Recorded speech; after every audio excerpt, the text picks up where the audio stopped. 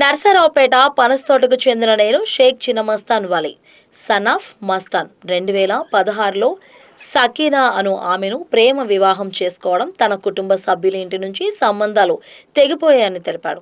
ఏ శుభకార్యానికి కూడా తమను పిలవలేదని, అలాగే తన సోదరుడు పెళ్లికి కూడా తనను పిలవలేదని పేర్కొన్నాడు. అయితే నా సోదరుడైన మహబూబ్ అలీ సంసారంలో కొన్ని గొడవలు రావడంతో తన తమ్ముడు తల్లిదండ్రులతో పాటు ఏ విధమైన సంబంధం లేని తనపైన కూడా కేసు పెట్టిందని చెప్పి గత 2 రోజులుగా క్రోసూరు పోలీస్ స్టేషన్ నుండి నాకు ఫోన్ చేసి వేధిస్తున్నారని తెలిపాడు.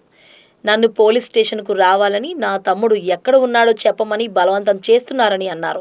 స్టేషన్కు రాకపోతే తనపై తప్పుడు కేసులు పెడతానని బెదిరింపులకు పాల్పడుతున్నారని, ఈ విషయంపై తాను జిల్లా పోలీస్ కార్యాలయంలో జరిగిన గ్రీవెన్స్ సెల్లో జిల్లా ఎస్పీకి వినతి పత్రం అందించాలని పేర్కొన్నారు.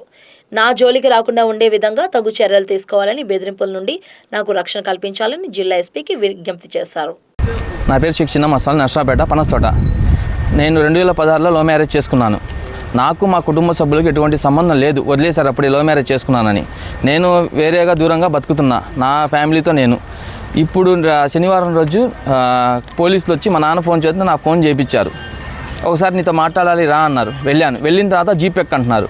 ఎందుకంటే జీపెక్ను మాట్లాడేది ఏంది, ముందు జీపెక్ అని చెప్పి ఏఎస్ఐ గారు ఎలా పడితే అలా మాట్లాడారు. సార్, ఈ విషయం చెప్పకుండా ఏం లేకుండా నేను ఎందుకు ఎక్కాలి జీపు అన్నా.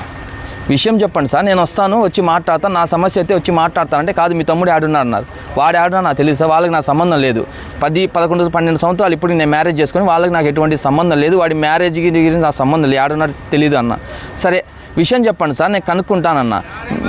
కనుక్కుంటానంటే మీ తమ్ముడు వైఫ్ కంప్లైంట్ జరుగుతుంది, 5 సంవత్సరాల నుంచి స్టేషన్లో పంచాయతీ జరుగుతుంది, నీకు తెలియదు అన్నాడు. నాకు తెలియదు సార్, ఏ పంచాయతీకి నేనైతే ఏ స్టేషన్కి రాలేదు, వాడి గురించి వాడు ఎక్కడున్నాడో తెలీదు. సరే నాకు కొంచెం టైం ఇస్తే నేను కనుక్కొని చెప్తాను వాడు ఎక్కడున్నాడో అన్న. వాడు వచ్చేదాకా నువ్వు రా అన్నాడు. వాడు వచ్చేదాకా నేను ఎందుకు వస్తాను సార్, నాకు పనులు ఉంటాయి కదా, స్కూల్ క్యారేజీ పిల్లలకి ఇచ్చి రావాలి, నాకు పనులు ఉంటాయి కదా, నేనైతే రాను సార్ ఇప్పుడు అన్న. నువ్వు ఎలా రావో నేను చూస్తానన్నాడు. అందులోకి ఏఎస్ఐ గారు వచ్చి చేయి పట్టుకొని లోపలికి లాక్కుపోయారు జీప్లోకి. సార్ నాకు గంట టైం అండి, వాడు ఎక్కడున్నారు కనుక్కొని చెప్తానన్నా. సరే నీకు గంట టైం ఇస్తున్నానంటే ఆ గంటలో నేను ఎటుపోతే అటు రావడం, ఆ కామెంటర్ జీప్ వేసుకొని ఎటుపోతే అటు రావడం, కానిస్టేబుల్, డ్రైవరు, ఏఎస్ఐ ముగ్గురు గారు, నేను ఏ రూట్ వెళ్తే ఆ రూట్ రావడం.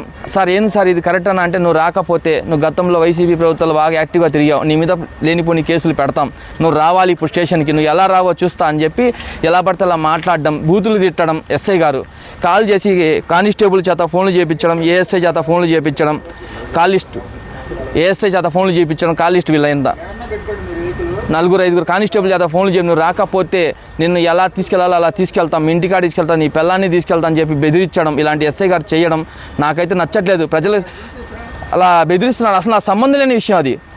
నేను వేరేగా ఉంటున్నాను, ఏ రోజు వాళ్ళకి సమస్య వచ్చినా నేను పోలే, నా సమస్య వచ్చినా వాళ్ళు రాలేదు, నాకెందుకు ఇప్పుడు ఇబ్బంది పెడుతున్నారు. ఈ గతంలో కూడా అంతకుముందు చేశారు ఇలానే 5 నెలల క్రితం, అప్పుడు కూడా చెప్పించాను. పెద్దల చేత మాట్లాడించిన వాళ్ళతో మాట్లాడుతున్నారు, మళ్ళీ నువ్వు రావాల్సిందే, నువ్వు ఎలా రావో చేస్తాను, నీ కాళ్ళు ఎరగదెంగుతాను అని చెప్పి ఇలానే మాట్లాడుతున్నారు.